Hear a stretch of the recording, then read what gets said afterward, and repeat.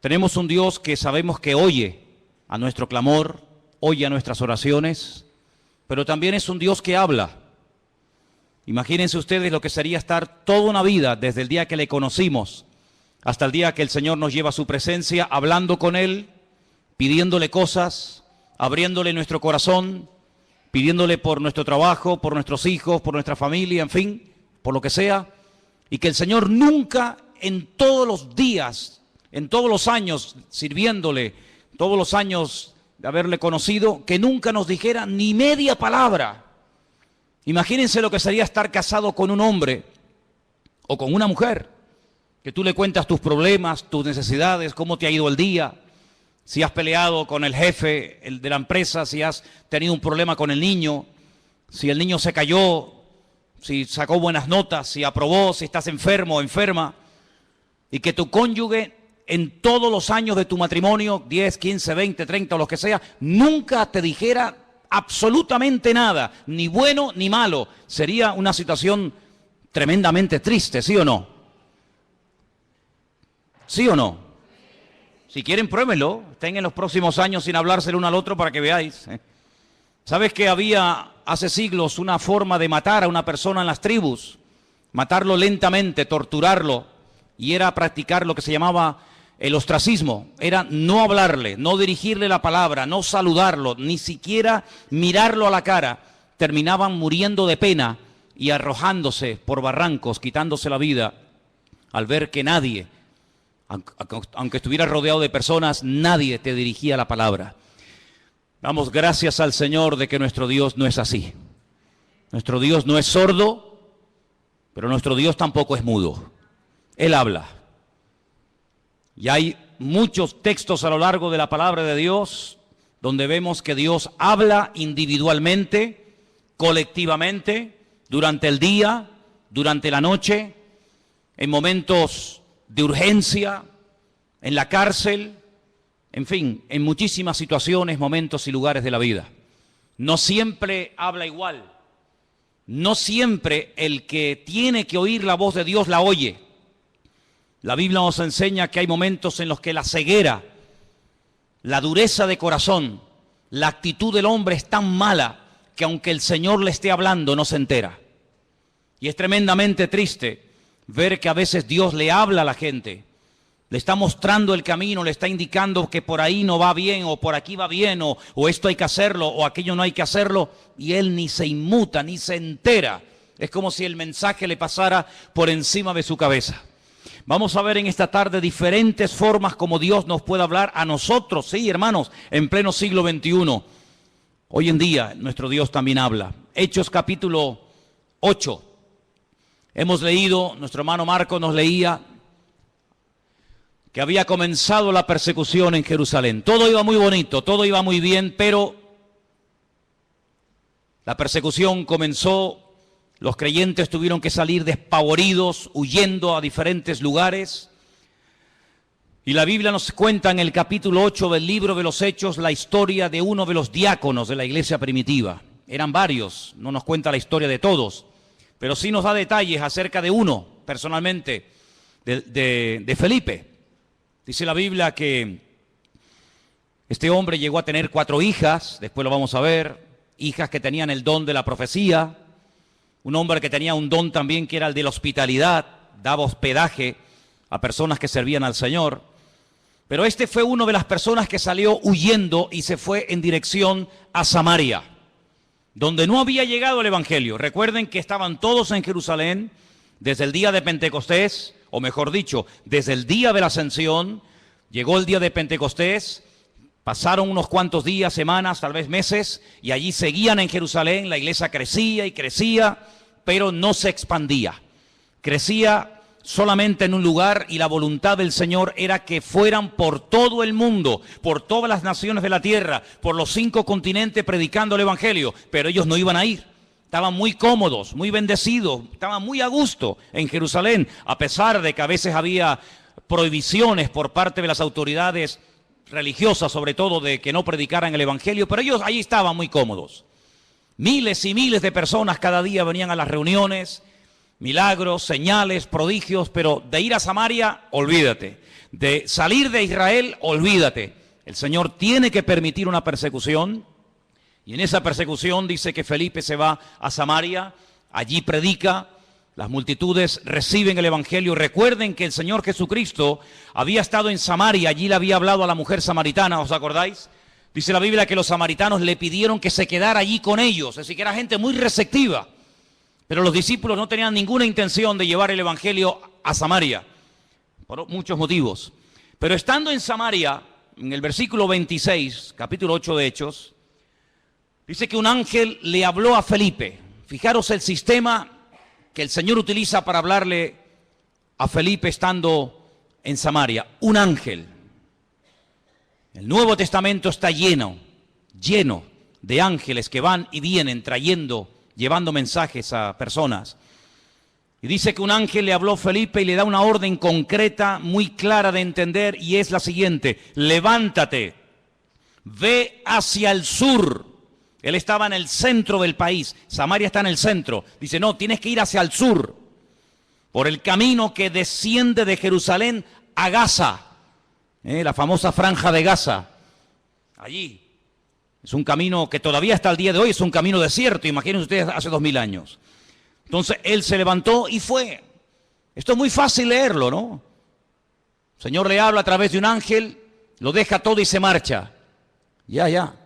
Parece muy fácil, pero yo veo gente que llevan aquí años oyendo la voz de Dios, de alguna manera, no digo a través de un ángel, pero a través de predicaciones, a través de consejos, o a través de un libro cristiano, como sea, y todavía no han hecho caso.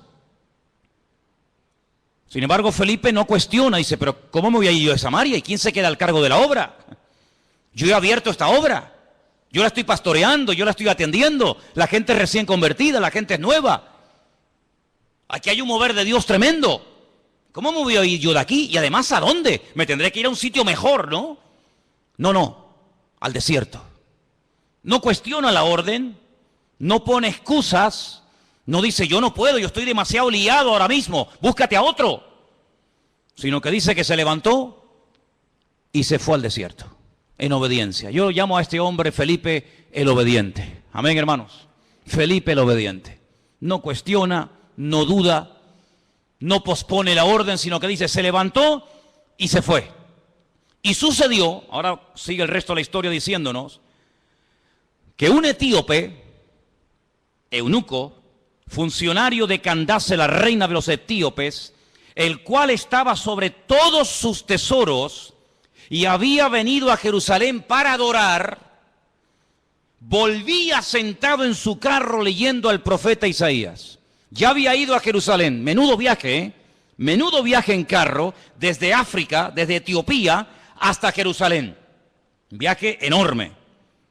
No fue en avión, no fue en tren, no fue en coche, fue montado en un carro que por muy cómodo que fuera, pues imagínate. Y ahora volvía. El objetivo por el cual había ido de Etiopía a Jerusalén era para adorar a Dios. Primero, él no iba a poder entrar en cualquier parte del templo. Primero, porque no era judío. Segundo, porque era eunuco. Y por otras muchas cosas más. Sin embargo, el hombre no se desanima por sus limitaciones, sino que va a Jerusalén, y me llama la atención que dice que había llevado mucho dinero, todos sus tesoros. Claro, es que no le iba a resultar nada fácil que un rabino judío le vendiera nada más y nada menos que el rollo, el pergamino del profeta Isaías. Eso le habrá costado una auténtica fortuna. Venderle a un extranjero, a un no judío, el libro del profeta Isaías, eso costaba una fortuna. Pero él volvía y dice que venía leyendo. Luego tuvo que aprender a leer en hebreo, porque él como etíope no hablaba hebreo. Pero era tanto el interés, era tanto el anhelo que tenía este hombre de buscar a Dios, que tuvo que aprender, alguien le tuvo que enseñar a leer en hebreo y a entender lo que leía. Y no contento con haber ido a adorar al templo a Jerusalén, volvía aprovechando el tiempo, sentado en su carro leyendo al profeta Isaías. Y yo le doy de verdad infinitas gracias al Señor, porque el Señor le mostró, el Señor le inspiró a Lucas, que es el que escribe este relato, y nos cuenta qué trozo del libro de Isaías venía leyendo. Nada más y nada menos que una parte del famoso capítulo 53 del libro de Isaías, que se titula Sufrimientos del siervo del Señor. Y el pasaje que leía era este, versículo 32. Como oveja a la muerte fue llevado, como cordero mudo delante del que lo trasquila, así no abrió su boca. En su humillación no se le hizo justicia. Mas su generación, ¿quién la contará? Porque fue quitada de la tierra su vida. Si yo pregunto en esta tarde, y por favor respondan, ¿de quién está hablando aquí el profeta Isaías? Del Señor Jesucristo.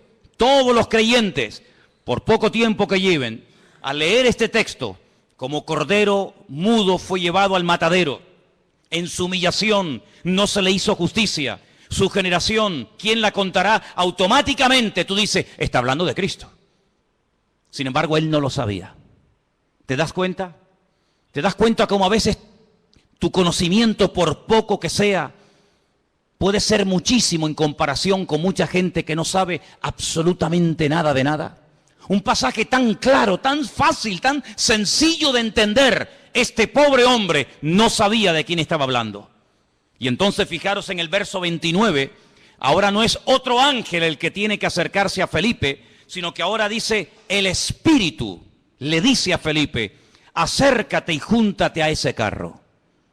Tal vez una voz interior, el Espíritu le habla claramente, el hombre se acerca, presta atención y mira cómo sabía Felipe que venía leyendo al profeta Isaías. Claro, hoy en día es muy fácil tener toda la Biblia debajo del brazo, toda la Torá, todos los profetas, todos los salmos, los evangelios, los libros proféticos, los libros poéticos. Es una maravilla, ¿sí o no? Es una maravilla poder llevar la Biblia, hermanos, y saber toda la historia, lo que Dios hizo en el Antiguo Testamento, lo que hizo en el Nuevo, lo que hará en el futuro, etcétera, etcétera. Conocer todos los detalles de la primera, de la segunda venida de Cristo, el descenso del Espíritu Santo, el arrebatamiento de la iglesia, la manifestación del anticristo. Es una maravilla tener todo en nuestras manos, pero ellos no tenían acceso a las Escrituras en aquellos tiempos. Tenían que aprendérselas de memoria. Y mira cómo Felipe nos dice, ¿de quién estará leyendo? ¿Qué? Entendió perfectamente el pasaje, sabía que era un capítulo profético, un capítulo que hablaba de los sufrimientos del Mesías, y sabía que ese hombre, ese pasaje, era del profeta Isaías. Y entonces le hace una pregunta muy interesante. Versículo 30. ¿Entiendes lo que lees? ¿Entiendes algo de lo que estás leyendo? Y él dice, ¿y cómo podré si alguno no me enseñare? Y le rogó a Felipe que se subiera y se juntara con él. Y seguramente viajaron durante días y días viajando por el desierto, hasta que todos conocemos el resto de la historia, cómo este hombre manda parar el carro, este hombre llega a un oasis donde hay agua, pide ser bautizado, el Señor arrebata a Felipe, aparece en otra parte del país, el etíope eunuco se va por su camino, pero añade la palabra gozoso, y todos conocemos el resto de la historia. Incluso la historia nos dice que este hombre llegó a su país, llegó a Etiopía, predicó el evangelio, y hasta el día de hoy, 2000 años después, hay una comunidad de etíopes coptos que creen en el Señor Jesucristo, que son cristianos, y algunos piensan y consideran que es el testimonio, el fruto del testimonio de aquel etíope que aceptó al Señor en el desierto. Es realmente algo increíble. Ahora, yo lo que quiero destacar sobre todo en este pasaje son las dos formas como el Señor le habla a Felipe. Primero, versículo 26, a través de un ángel. Y la segunda forma en el versículo 29, a través del Espíritu, evidentemente a través del Espíritu Santo. Los ángeles aparecen tanto en el Antiguo como en el Nuevo Testamento. Y dicho sea de paso, por si no lo sabías, la primera persona en la Biblia que tiene un encuentro con un ángel es una mujer. Nada más y nada menos que Agar, una egipcia, la madre de Ismael, la madre de las naciones árabes. ¿Qué te parece? O el padre de las naciones árabes. Y así a lo largo de toda la Biblia encontramos ángeles que hablan a personas en momentos puntuales. Dice la Biblia que algunos a lo largo de la historia dieron hospedaje a ángeles pensando que eran personas. Y no se daban cuenta de que aunque comían y hablaban y respiraban y los podías tocar, Lo que tenían delante de ellos eran auténticos ángeles. Y si no, miren el caso de Abraham, invitando a comer a ángeles, invitando a comer Lot, el sobrino de Abraham, a ángeles en su propia casa. Cómo los ángeles guiaban a los profetas en el Antiguo Testamento, cómo le indicaban por aquí sí, por aquí no.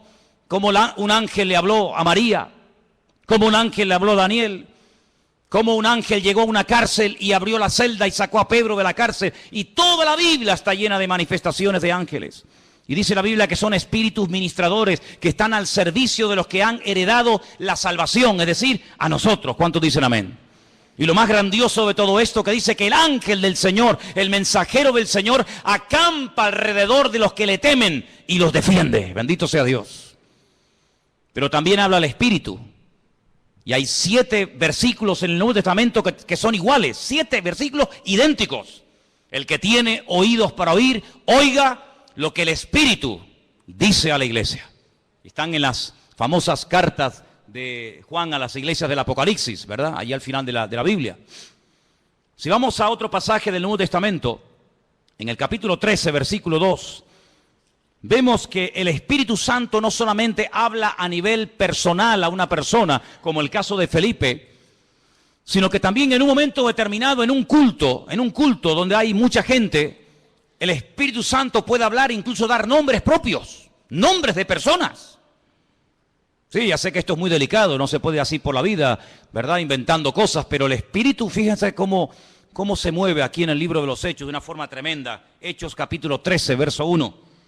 Dice que había en la iglesia de Antioquía, en esa iglesia había profetas y maestros. Qué bonito, ¿no? Profetas y maestros. Y el nombre de estos profetas o maestros eran, pues uno era Bernabé, otro se llamaba Simón, otro era Lucio, otro era Manaén y otro era Saulo. Dice, ministrando estos al Señor y ayunando, dijo el Espíritu Santo, así claro, directo, contundente, apartadme a Bernabé y a Saulo para la obra a que los he llamado. Entonces, habiendo ayunado y orado, les impusieron las manos y los despidieron. Y ellos entonces, enviados por el Espíritu Santo, descendieron a Seleucía y de allí navegaron a Chipre. Sí, el primer viaje misionero de la historia, primera pareja, primer grupo de personas, en este caso 2, Bernabé y Pablo, llamados específicamente en un culto público para la obra misionera, fue porque el Espíritu Santo habló a la iglesia.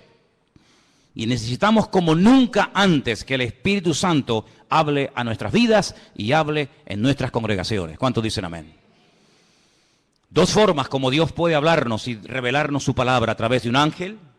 Pero cuidado, porque el apóstol Pablo, profundizando más en el tema, dice, si un ángel del cielo se os presenta y os predica otro evangelio diferente al que habéis recibido, al que habéis oído, tenerlo por anatema, tenerlo por maldito. Porque no hay otro evangelio más que el que yo os he predicado. ¿Cuántos dicen amén? La Biblia nos enseña que en el mundo angelical se produjo una vez una auténtica rebelión.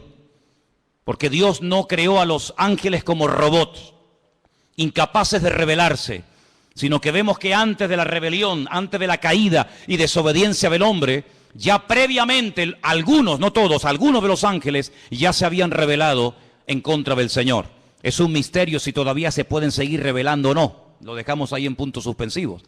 Pero Dios los creó con la capacidad de rebelarse en contra del mismísimo Creador y en algunos casos lo hicieron. Y por otra parte, el Señor Jesucristo dijo que cuando Él se fuera, Él le rogaría al Padre para que enviara a otro Consolador para que estuviera con su pueblo para siempre. Dice, y Él tomará de lo mío y os lo hará saber. Él os recordará todo lo que yo os he dicho. Él os enseñará lo que ha de venir. Por lo tanto, la iglesia tiene que afinar los oídos para oír la voz del Espíritu Santo hablando a su corazón. ¿Cuántos dicen amén? Pero hay otras formas como Dios puede revelarnos su voluntad. Capítulo 9 de Hechos, un poquito más adelante. Capítulo 9 nos relata la conversión de Pablo. Es el único personaje que en 3 ocasiones diferentes en el mismo libro nos cuenta su testimonio. Capítulo 9, capítulo 22 y capítulo 26. Interesantísimo, ¿eh? Qué conversión tan espectacular tuvo que ser la de este hombre. Qué impacto tan grande produjo la conversión de Saulo, que no se cuenta una vez ni dos, sino tres. 3 ocasiones contando su testimonio en 3 lugares y circunstancias diferentes. En el capítulo 9, cuando el apóstol Pablo está recién, por así decirlo, impactado por el Señor, el versículo 10 dice: había entonces en Damasco un discípulo llamado Ananías, a quien el Señor le dijo en visión. Otra forma, el Señor le dijo en visión. No es algo que se inventó. No es algo que él dice, me parece que no. El Señor le habló claramente a través de una visión y le menciona por nombre. Le dice Ananías. Luego la visión no es para Juan, no es para Pedro, no es para Tomás, es para ti, para Ananías. Y él dice: heme aquí, Señor. Y el Señor le dijo: levántate y ve a la calle que se llama Derecha. Busca en casa de Judas a uno llamado Saulo de Tarso, porque él está allí orando. Sí, las instrucciones que le da el Señor son tremendas. No hay género de duda. No puede ir a cualquier parte. Es a la calle llamada Derecha, a una casa cuyo dueño se llama Judas. Y tiene que orar por un hombre que se llama Saulo, que además ha nacido en una región, en una colonia romana que se llama Tarso, y que está allí orando. Madre mía, como para equivocarte, hijo. Ha visto en visión a un varón llamado Ananías, que entra y le pone la mano encima para que recobre la vista. Ya Pablo sabía que el que iba a orar por él, el que le iba a ministrar, se llamaba Ananías. Es interesante esto, ¿eh? Podríamos hablar mucho acerca de cómo incluso el que va a recibir oración ya sabe quién va a ir a orar, a imponerle las manos para que recobre la vista. Así que fue una visión lo que el Señor le permite tener a Ananías. Que el Señor sabía que estaba allí, que en cualquier momento podía utilizarlo como instrumento para ir a orar por una persona que a priori Ananías dice: pero Señor, es un peligro, yo me juego la vida si voy a orar por este hombre. Porque dice Ananías, verso 13, Señor, hemos oído de muchos acerca de este hombre. ¿Cuántos males ha hecho a tus santos en Jerusalén? Este hombre es peligroso, este hombre no se anda con chiquitas. Y aún aquí tiene autoridad de los principales sacerdotes para aprender a todos los que invocan tu nombre. Y el Señor le da instrucciones y lo calma, ¿verdad? Y le dice: tranquilo, porque vas a orar por un hombre que va a ser un instrumento tremendo en mis manos. Este hombre va a llevar mi nombre en presencia de los gentiles y de reyes y de los hijos de Israel. Fíjate qué triple ministerio. Porque yo le mostraré cuánto le es necesario padecer por mi nombre. Medida por medida, como dice el refrán. Él ha hecho padecer a mis santos, yo le haré padecer a él. Así como él hizo padecer a los demás, también él experimentará en carne propia lo que sufre un creyente cuando es perseguido, cuando es calumniado, cuando es encarcelado, cuando es torturado. Así como él lo hizo a los demás, yo permitiré que se lo hagan a él, para que él sepa también lo que sufrieron aquellos que recibieron su justo trato, ¿verdad? Así que ya vamos por 3 formas diferentes. Vimos en el verso 26 un ángel, en el verso 29 el Espíritu Santo hablándole a Felipe. Ahora en el capítulo 9 vemos al Señor hablándole a través de una visión a un discípulo llamado Ananías en la ciudad de Antioquía. Si vamos, por ejemplo, al capítulo 17 del libro de los Hechos, versículo 10, fijaros qué interesante esta porción. Hechos capítulo 17, versos 10 y 11. Inmediatamente los hermanos enviaron de noche a Pablo y a Silas hasta Berea. Ellos, habiendo llegado, entraron en la sinagoga de los judíos. Y estos eran más nobles que los que estaban en Tesalónica, pues recibieron la palabra con toda solicitud, escudriñando cada día las Escrituras para ver si estas cosas eran así. Así que creyeron muchos de ellos y mujeres griegas de distinción, dice aquí, y no pocos hombres. La forma más tradicional, la forma más normal, como en el día de hoy a nosotros nos puede y nos debe de hablar el Señor, es a través de las Escrituras, a través de la palabra escrita del Señor. En ella vamos a encontrar las respuestas a todas nuestras preguntas. En ella vamos a encontrar ejemplos. En ella vamos a encontrar personajes que se encontraron en situaciones muy parecidas o similares a las tuyas. ¿Qué hacer en momentos de calumnia, de soledad, de enfermedad, de incomprensión? ¿Qué hacer cuando quiero agradar a Dios? y me cuesta deshacerme de ciertas y determinadas ligaduras o obligaciones, entre comillas, que me impiden servir al Señor. En la Biblia vas a encontrar la respuesta a eso y a mucho más de lo que tú te puedes imaginar. Y por eso queda reflejado, queda plasmado en el libro de los Hechos que los hermanos de Berea eran personas, dice la Biblia, nobles.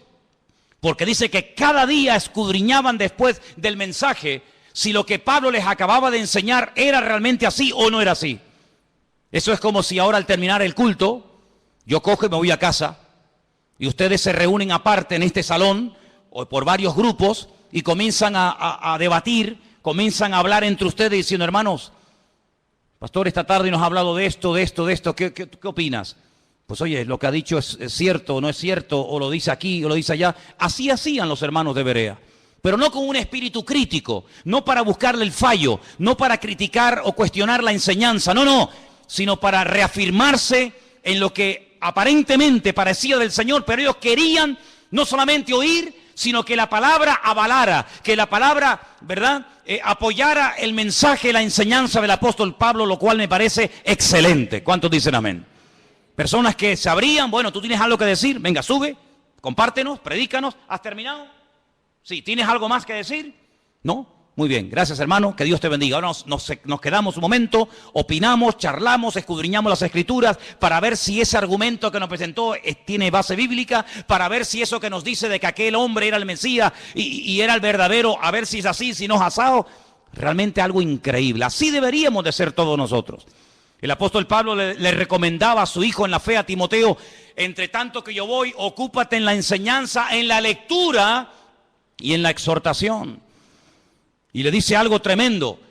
La otra noche me desperté con ese texto y hasta sabía dónde estaba ese versículo que está en 2 de Timoteo 3:16. Toda la Escritura es inspirada por Dios. ¿Cuántos conocen ese versículo? ¿Lo buscamos? 2 de Timoteo 3:16. Vamos a leerlo juntos, por favor. Versículo que deberían ustedes de aprenderse de memoria. Muy útil en estos tiempos. Dice así, 2 de Timoteo 3:16. Vamos a leerlo juntos. Toda la Escritura es inspirada por Dios, útil para enseñar, para redarguir, para corregir, para instruir en justicia, a fin de que el hombre de Dios sea perfecto, enteramente preparado para toda buena obra.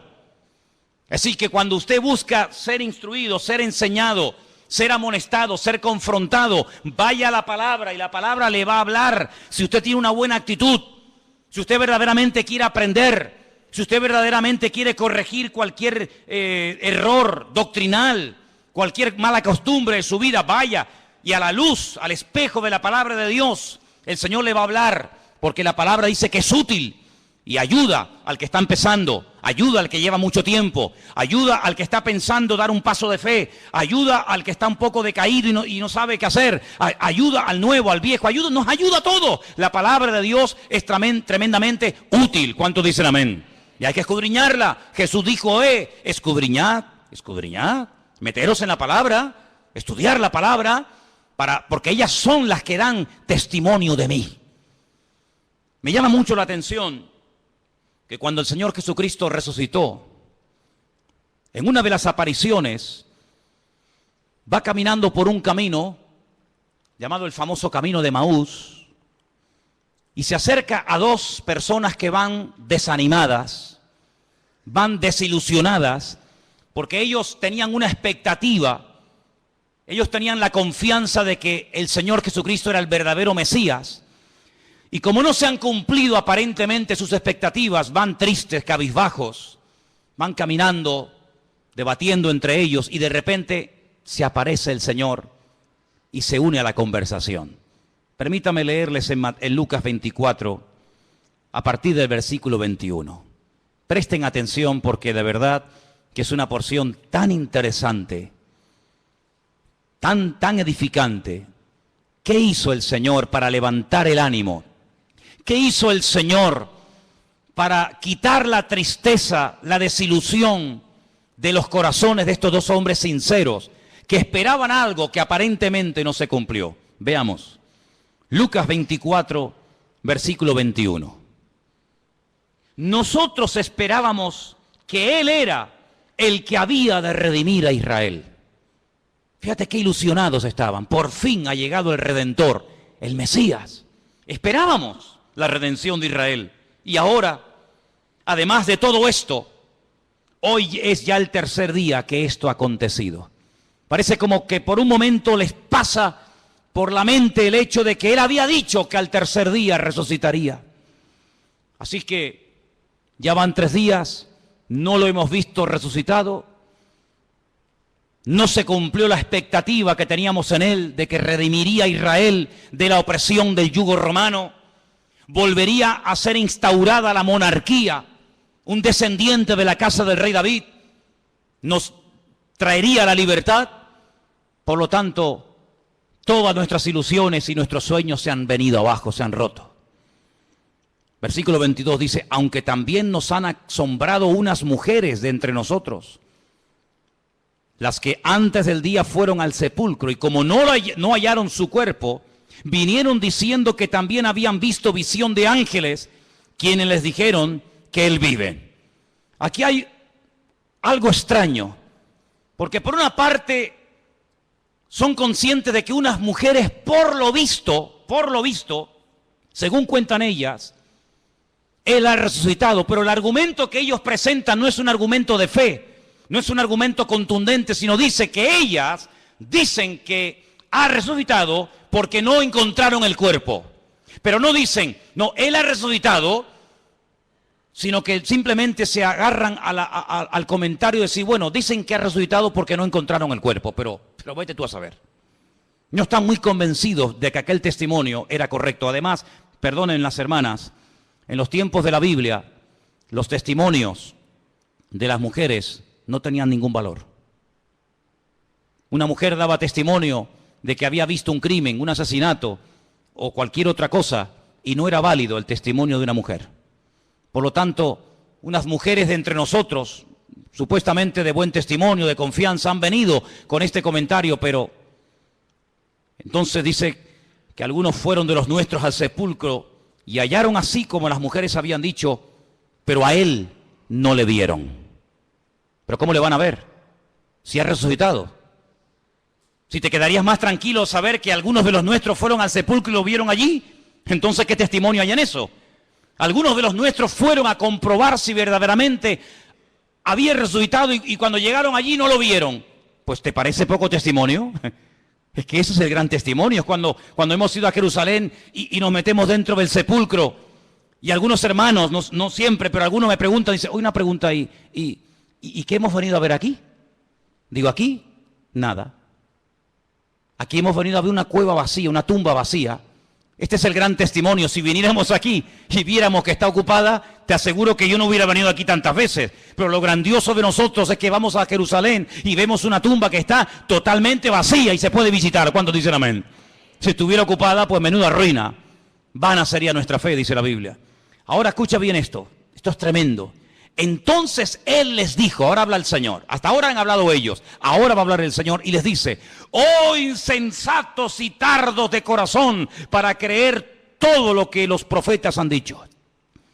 Tardos de corazón, ¿por qué os cuesta tanto creer? Eso significa tardos de corazón. ¿Por qué tardáis tanto en creer? Una pregunta, ¿hay alguno entre nosotros que sea tardo de corazón? ¿Alguien que le cueste creer? Has oído el testimonio de fulanito, has visto la vida cambiada de no sé quién, has oído el milagro de tal, has escuchado al pastor predicar, has escuchado el otro día a otro chico predicando, has ido a una iglesia por aquí, has ido a una iglesia por allá. Bueno, todavía no estás convencido. Eso se llama ser tardo de corazón. No tenemos que ser tardos de corazón, tenemos que estar abiertos a creer lo que hay que creer y a rechazar lo que no hay que creer, hermano. ¿Cuántos dicen amén? Hay gente que lee el periódico y todo lo que leen se lo creen. Tienen una fe impresionante en el periódico. O ven un programa de televisión y se creen todo lo que los que han estado en esa tertulia acaban de decir. Pero después cuando leen la Biblia, la dudan y la cuestionan. O sea, en el periódico no hay que tener fe. Donde hay que tener fe es en la palabra de Dios. ¿Cuántos dicen amén? No, es que el periodista el otro día dijo que no sé qué. Pero bueno, ¿el periodista quién es? ¿Es algún profeta? Me dice, tardos de corazón. ¿No era necesario que el Cristo padeciese estas cosas y que entrara en su gloria? ¿Es que acaso ha ocurrido algo por casualidad? ¿Es que se le ha ido de las manos el control al Eterno? ¿No era necesario que ocurriera todo esto? Su muerte, su crucifixión, su rechazo, su resurrección. ¿Era necesario todo esto? Todo ha salido perfecto. Todo ha salido perfecto. Es que Pilato podía haberle librado de la muerte, pero gloria a Dios que no lo libró, aunque suene fuerte, ¿sí o no? Gloria a Dios que no dijo, pues no, yo aquí mando, yo soy el gobernador, y os vais todos para casa. Yo a este hombre lo encuentro inocente y lo perdono. Venga, Jesús, vete para casa. Menuda ruina. Yo doy gloria a Dios que Pilato, a pesar de que sabía que era un hombre justo e inocente, lo mandó a crucificar. ¿Tú no? Yo me alegro muchísimo de que nada ni nadie pudo librar de la muerte al Señor. Nada ni nadie. Yo lo doy gracias al Señor de que aguantó la tentación de no bajarse de la cruz cuando le decían, si eres el Hijo de Dios, bájate y demuéstralo. Él podía haber dicho, pues mira, te lo voy a demostrar, hombre. Ya me tenéis hasta las narices. Pero yo doy gracias al Señor de que no se bajó. Yo doy gracias al Señor que se murió y que murió como tenía que morir. Y también doy gracias al Señor porque todas las profecías que estaban escritas acerca de Él se cumplieron perfectamente. Y por eso Él les dice, todo esto era necesario. Y comenzando desde Moisés, desde la Torá, el Pentateuco, siguiendo por todos los profetas, Isaías, Jeremías, Habacuc, Sofonías, Abdías, Malaquías, etcétera, etcétera, etcétera, les declaraba en todas las escrituras lo que de él decían. Aquí menciona a Moisés, la Torá, menciona a los profetas y menciona las escrituras. Y con esas tres palabras en hebreo forman la palabra Tanaj. Así se llama el Antiguo Testamento en hebreo, Tanaj, que es la unión de la Torá, de los Neviín y de los Ketubín, de los profetas, de los escritos y de la ley de Moisés, la Torá. Y les abrió los ojos y les mostró cómo a través de las escrituras tenían que creer que lo que había ocurrido no era producto de la casualidad. Y por eso, amados, nosotros tenemos hoy en día una herramienta tremenda. Podemos estar seguros de que Jesús no fue un impostor. Podemos estar plenamente convencidos de que el Nuevo Testamento no es una historia inventada, de que Jesús no es un mito, un personaje histórico, pero que a la hora de la verdad no existió. Nosotros podemos tener la completa seguridad de que la palabra que tenemos en nuestra mano no ha sido ni tergiversada, no se la ha quitado, no se la ha añadido, es una palabra perfecta. Y el cielo y la tierra podrán pasar, pero su palabra permanecerá por toda la eternidad. La palabra de Dios es la fuente de nuestra fe, es la base, el fundamento de nuestra creencia. Las profecías se cumplieron todas, no faltó ni una por cumplirse. Y no eran producto de la casualidad, sino que todo estaba bajo el control del Señor. Y hoy en día les digo, hermano, que ese Dios que controló la primera venida de Cristo, tiene todo bajo su control y todo lo que está ocurriendo porque Dios así lo está permitiendo. ¿Cuántos dicen amén? Porque ni una hoja de un árbol se cae sin permiso del Señor. Y cuando el Señor esté a punto de venir, y cuando tenga que manifestarse el anticristo, y cuando vengan los dos testigos, y cuando venga la señal de la bestia, y todo eso que hemos estudiado durante años, todo ocurrirá como tiene que ocurrir, porque la palabra de Dios es viva, es eficaz, y es verdadera, y es perfecta, y no se equivoca, y tenemos en nuestra mano el mejor regalo del mundo, la salvación y la palabra del Señor. ¿Cuántos dicen amén? Gloria a Dios por la palabra de Dios. Gloria a Dios, hermanos. Pues léanla, estúdienla, escudriñenla. Si alguien busca voluntad de Dios, métete en la Biblia, métete en la palabra, levántate temprano, acuéstate más tarde si quieres. Y comienza a leer y a buscar por aquí y a buscar por allá, y seguro que el Señor te hablará tu vida. Porque el Señor siempre habla a través de su palabra. Fíjate qué poder tan grande tiene la palabra de Dios, que hasta Cristo la usó para atacar al diablo cuando era tentado en el desierto de Judea. Podía haber usado cualquier otro argumento, ¿sí o no? Pero sin embargo, ¿qué hizo? Usar la palabra. Escrito está. Escrito está. Escrito está. Y con esas palabras desmanteló las tentaciones del diablo y pudo tener un ministerio eficaz, un ministerio victorioso, porque la palabra de Dios le da efectividad a nuestra vida. Bendito sea Dios. Así que hemos visto cómo los ángeles pueden ser en un momento determinado usados por el Señor para hablarnos. Vemos cómo también el Espíritu Santo puede hablar claramente en la iglesia o a nivel personal. Vemos cómo a través de una visión, a través de la palabra.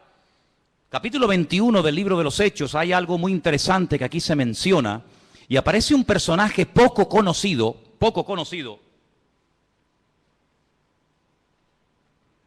pero que trae un mensaje muy interesante.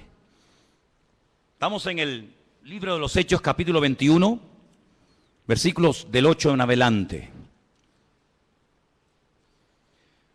La intención de Pablo es ir a Jerusalén. Él está de visita en la casa de Felipe. Volvemos otra vez a mencionar a Felipe, aquel que le testificó al etíope eunuco en el desierto, ¿os acordáis? Ahora está viviendo en Cesarea. Se menciona no el nombre de su esposa, pero sí nos dice la Biblia que tenía 4 hijas que eran profetisas, eran doncellas. Vamos a leer. Hechos capítulo 21, verso 8. Al otro día, saliendo Pablo y los que con él estábamos, fuimos a Cesarea. Y entrando en casa de Felipe, el evangelista, ya no es el diácono, ahora ya tiene un título, ahora ya se le reconoce que tiene un ministerio, y es el de evangelista. Dice que era uno de los 7, posamos con él. Este tenía 4 hijas doncellas que profetizaban. Qué bonito, ¿no? 4 hijas doncellas que profetizaban. Pero a Pablo no le dijeron nada. Es interesante, ¿eh? 4 hijas doncellas que profetizaban, pero a Pablo no le comunicaron absolutamente nada. Tiene que venir un varón, versículo 10, permaneciendo nosotros allí algunos días, descendió de Judea un profeta llamado Agabo. No hay ningún libro en la Biblia, libro del profeta Agabo, pero era un profeta, eso lo dice la Biblia. Y dice que vino a vernos, tomó el cinturón, el cinto de Pablo, se ató los pies y las manos y dijo, esto dice el Espíritu Santo. Agárrate. Así atarán los judíos en Jerusalén al varón de quien es este cinto y le entregarán en manos de los gentiles. Tremendo, ¿eh? Si el Señor le está advirtiendo, no prohibiendo, que es muy diferente, ¿eh? Una cosa es que Dios te advierta de un peligro y otra cosa es que Dios te prohíba hacer o decir o ir a un determinado lugar. Aquí el Señor no le está prohibiendo a Pablo nada, sino le está advirtiendo, esto es lo que te va a pasar si subes a Jerusalén. Es como cuando David consultaba con el Señor, tomando el efod, dice la Biblia, consultaba palabra del Señor y decía, Señor, por esta gente que yo he dado tanto, esta ciudad que yo liberé, esta ciudad por la que yo di mi vida y mis soldados se jugaron la vida para liberarla, si yo me quedo aquí y vienen a reclamarme mi vida, ¿los habitantes de esta ciudad me entregarán sí o no? Y le dice el Señor, sí te entregarán, seguro, no te quepa la menor duda. ¿Qué hace David? Sabiendo que si se queda en la ciudad le van a entregar, David coge y se marcha. Tenía las 2 opciones, era algo futurible, algo que podía ocurrir. Depende de la actitud del que recibiera el mensaje. Si te quedas te entregan, si te vas no pasa nada. En este caso, Agabo, este profeta que viene de Judea, le dice al apóstol Pablo, mira, así como yo me estoy amarrando con tu cinturón, es un mensaje objetivo para que lo entiendas, así como me están amarrando con tu cinturón, así te van a amarrar a ti como subas a Jerusalén. ¿Qué hace Pablo? Sigamos leyendo. Versículo 12. Al oír esto, le rogamos nosotros y los de aquel lugar que no subiese a Jerusalén. Entonces Pablo respondió, y miren lo que dice, ¿qué hacéis llorando y quebrantándome el corazón? Porque yo estoy dispuesto no solo a ser atado, mas aún a morir en Jerusalén por el nombre del Señor Jesús. Tremendo, ¿eh? Como no le pudimos persuadir, desistimos diciendo, hágase la voluntad del Señor. A veces le decimos a una persona, no hagas esto, no hagas tal, no hagas cual. Pero en resumidas cuentas, lo que tenemos que orar es, Señor, que se haga tu voluntad. en la vida de esta persona. Obligar a una persona a hacer algo que en el fondo no quiere hacer no sirve de nada, porque en cuanto te dé la espalda lo va a hacer. Señor, yo ya le he hablado, Señor, yo ya le he dicho lo que hay, lo que le puede pasar, pero que se haga tu voluntad, porque yo no soy Dios. Haz tú la obra en este hombre o en esta persona. ¿Cuántos dicen amén? Tú sabes lo que te va a pasar. Te van a atar, te van a meter mano, lo vas a pasar mal. Te pedimos, por favor, hermano, que no subas. Yo no sé, y permítame dar una opinión personal, yo no sé si Pablo se equivocó. Yo no sé si Pablo tenía que haber sido más precavido y podía haber dicho, bueno, pues, ¿qué necesidad tengo yo de subir a Jerusalén? Voy a seguir predicando en otros lugares. Yo no sé si Pablo pecó de imprudente. Lo que está bien claro es que Pablo no tenía la prohibición de no subir. Si el Espíritu le hubiera dicho que no subiera, Pablo no hubiera subido, te lo puedo asegurar. Porque Pablo era un obediente a la voz del Señor. Había momentos en los que Pablo quería ir a predicar a un lugar y el Espíritu se lo prohibía y Pablo no insistía. Pablo decía, bueno, pues si no quiere el Señor, no voy, y punto. Había momentos en los que Pablo se dejaba descolgar en un canasto por un muro para salir huyendo, porque él entendía que era el momento de huir, pero hay momentos en los que es el momento de quedarse. Y Pablo entendió que tenía que subir a Jerusalén a pesar de lo que le han advertido que le va a pasar. Luego, aquí hay un mensaje profético personal en la vida de Pablo, que Pablo lo tiene en cuenta, pero por encima de esa palabra profética, por encima de esa palabra de advertencia, diríamos más bien, el apóstol Pablo decide subir y todos conocemos el resto de la historia. La vida de Pablo dio un giro total y absoluto a raíz de esa decisión de subir a Jerusalén. Sabemos todos, en fin, todo lo que se le vino encima. Dios puede hablar también, ¿cómo no?, a través de palabras proféticas, sí, claro que sí. Pero Pablo, por encima de la palabra profética, y este era un profeta verdadero y genuino, por encima de esa palabra, pone el sentir de su corazón y su relación con Dios, y el argumento que presenta es este: no me estéis lloriqueando ni quebrantándome el corazón, porque quiero dejar bien claro que no solamente estoy dispuesto a que me aten y me torturen, sino estoy dispuesto incluso a dar mi vida, si hace falta, por la causa del Evangelio y por mi Señor Jesús. Lo tenía clarísimo en su vida. Así que hemos visto cómo los ángeles, el Espíritu Santo, a través de una visión, el Señor también con voz audible, como no, a través de profecías, pero también hemos visto muchas veces en la palabra de Dios que Dios habla a través de sueños, ¿sí o no? Muchas veces. El caso de José, el caso del otro José, el del Nuevo Testamento, que dice que dice la Biblia que el Señor le habló en un sueño, que tenía que aceptar a su mujer, que no la había engañado, que no le había mentido, ¿verdad? Hay momentos en la Biblia en los que Dios habla a través de sueños. La Biblia dice que una de las señales de los últimos tiempos es que los ancianos tendrán sueños y los jóvenes tendrán visiones. Lo dice el profeta Joel en el capítulo 2. Los jóvenes tendrán visiones y los ancianos soñarán sueños. Y si quieres saber si eres joven o anciano, pues mira a ver qué estás. O estás teniendo visiones o estás teniendo sueños. Y ahí ya sabes por dónde van los tiros, ¿no? Pero dicho sea de paso, lo más importante de todo esto es siempre lo que la palabra de Dios termina como conclusión diciéndonos. Podemos tener sueños, podemos tener visiones, podemos tener un sentir. Alguien nos pudo decir por ahí no sé qué cosa, pero no te olvides que el Señor hoy en día, como habla a su pueblo y a su iglesia, es a través de su santa y bendita palabra. ¿Cuántos dicen amén? Es a través de la palabra de Dios que sabemos lo que tenemos que hacer. Y quiero terminar leyendo en Hechos capítulo 1. Hechos capítulo 1. Para que veáis cómo hay un texto que en aquellos días de espera, desde la ascensión de Cristo hasta que llega el día de Pentecostés, ellos están estudiando la palabra, ellos están analizando las Escrituras y llegan a un texto que dice lo siguiente, Hechos capítulo 1, versículo 20. Hechos 1, versículo 20. Esta palabra que vamos a leer, ellos la leyeron del Salmo 69. Salmo 69 dice así: está escrito en el libro de los Salmos, sea hecha desierta su habitación y no haya quien more en ella.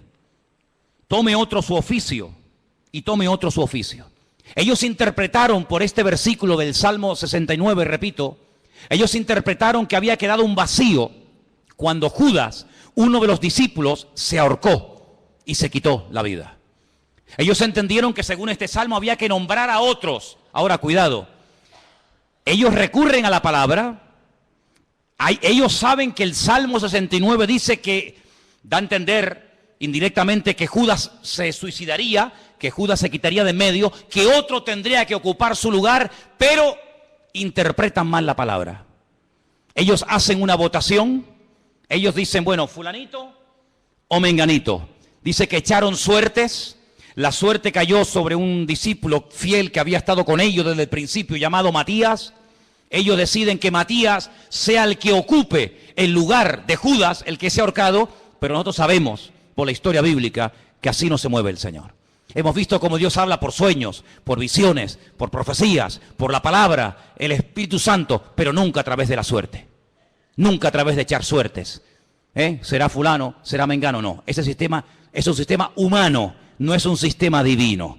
Y aquí de lo que se trata no es de adaptar, no es de utilizar los sistemas humanos para saber la voluntad de Dios, sino de descubrir los sistemas de Dios para hablarle a los seres humanos. ¿Cuántos dicen amén? Sí, Dios suplirá todas vuestras necesidades. ¿Quién suplirá nuestras necesidades? Dios. ¿Qué dice Filipenses 4:19? ¿Alguien lo sabe de memoria? ¿Alguien sabe Filipenses 4:19 de memoria?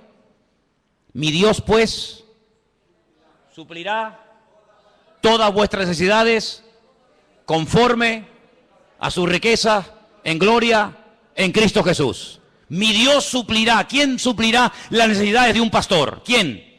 ¿Quién suplirá las necesidades tuyas como oveja? ¿Quién suple las necesidades de la iglesia? Mi Dios. ¿Sí o no? Dígalo fuerte. Mi Dios suplirá mis necesidades. Pero vamos a comprar la lotería por si acaso. Vamos a ver. Usted ha dicho ahora mismo, literalmente, la promesa del Señor en Filipenses 4:19. ¿Para qué compra entonces la 11? ¿Para qué hace la quiniela? ¿Para qué juega los juegos de azar? Bueno, mi Dios, usted ha dicho que mi Dios suplirá mis necesidades, ¿sí o no? Pues si es mi Dios, que lo haga Dios. No le eche una mano a Dios. No dice la palabra que otro tomará su oficio, ¿sí? No dice la palabra que la casa de Judas quedaría desierta, que el hueco quedaría porque él mismo se quitó de en medio, ¿sí? Pues que Dios lo llene. Si Dios nos nombró a nosotros, ¿a ti quién te nombró, Juan? ¿A ti quién te llamó, Pedro? ¿A ti quién te llamó, Tomás? Y a ti, Juan, y a ti, Bartolomé, y a ti, Mateo. ¿Quién te llamó a ti? A mí me llamó el Señor. Dice que estuvo toda la noche orando, ¿sí o no? ¿Os acordáis?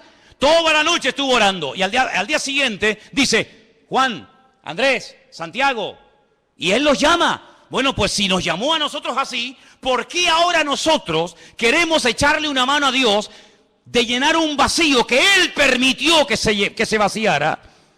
Que lo llene el Señor, porque su palabra, para que se cumpla, el que tiene que actuar es Él y no yo. Entonces ustedes tienen que madurar y tienen que crecer para daros cuenta de que no puede haber incongruencias con la fe. No se pueden mezclar sistemas divinos con sistemas humanos. Dios habla por sueños. Amén. Gloria a Dios. Nadie cuestiona eso, hermano. Dios habla por ángeles. Amén. Dios habla por profecías. Dios habla por su palabra. El Espíritu Santo habla. Amén. ¿Te parecen pocas formas? ¿Te parecen pocos sistemas? Que falta alguno más, que te tienes que inventar un nuevo sistema para que Dios te hable. No te tienes que inventar nada, tienes que amoldarte a los sistemas bíblicos. ¿Estás buscando la voluntad de Dios? Gloria a Dios, me parece estupendo. Pero no es Tim Marín de Dos Pingües, Cucaramaca, Titirifue. No, no es eso. Señor, háblame. Y el Señor te puede hablar esta noche. El Señor te puede hablar en una profecía, a través de un mensaje, a través de un ángel. Claro, ¿cómo no te va a poder hablar el Señor si el Señor no ha cambiado? Pues si el Señor no ha cambiado y tú tienes la fe y la creencia de que Él no ha cambiado, que Él ni es sordo ni es mudo, amén, ni es sordo ni es mudo, Pues abre tu corazón a las formas que Dios ha escogido para revelarte su voluntad y no pongas tu sistema nuevo que no tiene nada que ver con el sistema de Dios. Cuando Dios quiso llamar a Abraham, ¿a quién llamó? ¿A quién llamó? A Abraham. Cuando el Señor quiso utilizar a David para que fuera el segundo rey de Israel, le dijo a Samuel, vete a la casa de Isaí, son 8 hermanos, ponga en una bolsa los 8 nombres y venga, vete sacando. No, este no es, este sí es. No, porque para ti es difícil saber entre 8 cuál es el verdadero, pero para mí no. Amén. ¿Cuál será? ¿Será este? ¿Será el otro? El Señor sabía cómo se iba a llamar el segundo rey de Israel, ¿sí o no? Pues vete y unge a David. Y a ese fue el que ungió el Señor. El Señor sabe dónde vives. El Señor sabe cómo te llamas. El Señor sabe qué número de zapato tienes. Tu DNI lo conoce el Señor, tu ADN, tu grupo sanguíneo. Lo conoce absolutamente todo. Dice que nuestro embrión nuestros ojos vieron al Señor. Por lo tanto, amados hermanos, no tengamos temor de que no vas a saber qué hacer en la vida. Porque el que busca halla, el que llama se le abrirá y el que pide recibe, dice la palabra. Lo que hay es que buscarle de corazón, lo que hay es que buscarle de verdad. Pero ahora te digo lo siguiente, si tú lo buscas de verdad, si tú le pides, Señor, háblame, si tú le pides, Señor, guíame, si tú le pides, Señor, úsame, si tú le dices, Señor, cuenta conmigo, cuidado porque Dios te va a tomar la palabra. Y cuando Dios te hable, ya no tienes excusa. Cuando Dios te diga, sí, úsame, pues venga, ahora la obra. Ay, pero espera, no.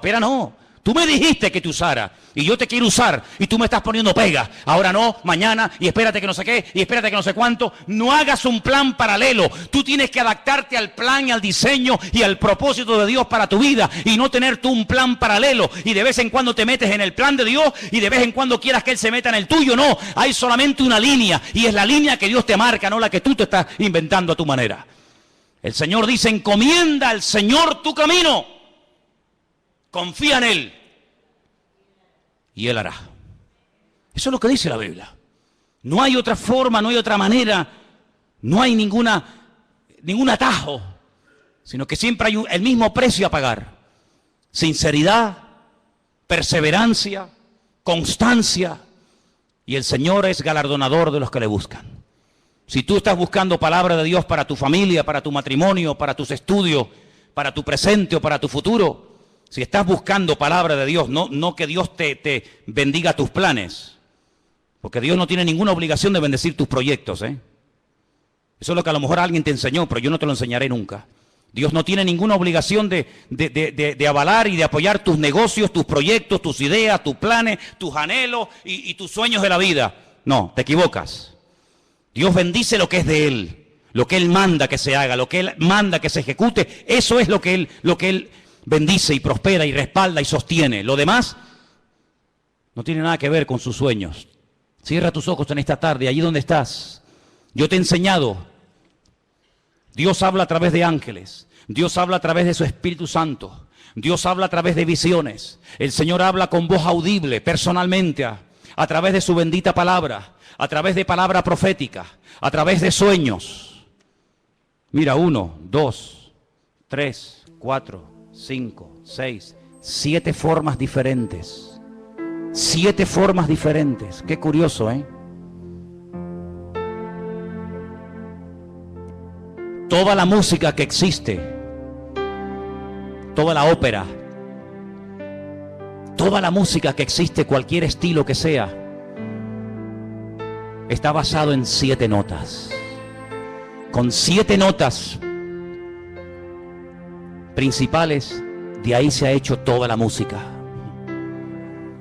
Con las poquitas letras de nuestro abecedario, de nuestro alfabeto, se ha escrito todos los libros y toda la poesía y toda la literatura que está escrita en nuestro idioma. No falta nada, no falta ni una sola letra, no falta nada ni sobra nada, todo está perfecto. Con estas 7 formas que te he mostrado esta tarde, es más que suficiente para que tú, hermano y hermana, conozcas la voluntad de Dios para tu vida.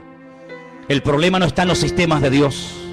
El problema está en los receptores que a veces hacen caso omiso a como Dios está hablando. Pero en esta tarde, Señor, te doy gracias porque tú hablas a través de sueños y de visiones. Te doy gracias porque hablas a través de, Señor, tus siervos que predican tu palabra. Te doy gracias, Señor, porque hablas a través de tu Espíritu Santo y en día a tu pueblo.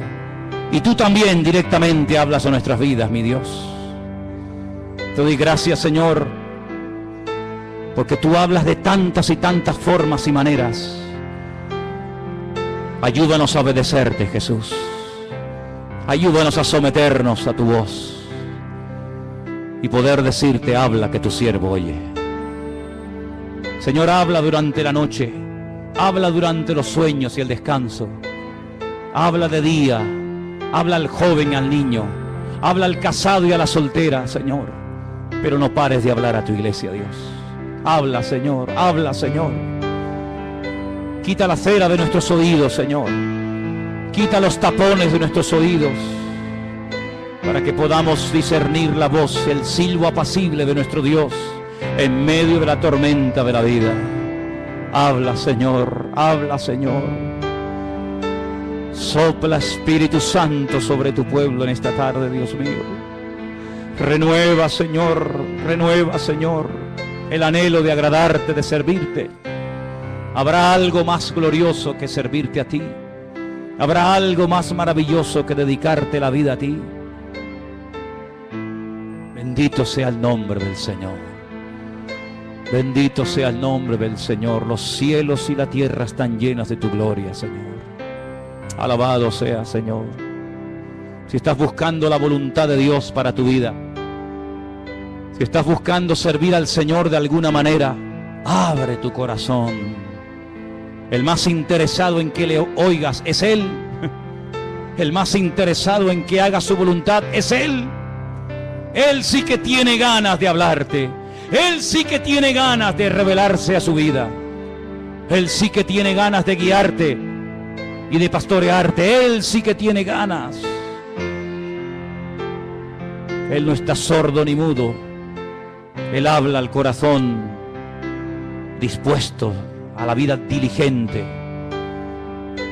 al hombre y a la mujer humilde que quieren hacer la voluntad de Dios. Aleluya. Bendito sea tu nombre, Padre. Gracias porque tu palabra es viva, es eficaz. Siempre toca, siempre habla, siempre dirige. Lámpara es a mis pies tu palabra y lumbrera mi camino. Aleluya.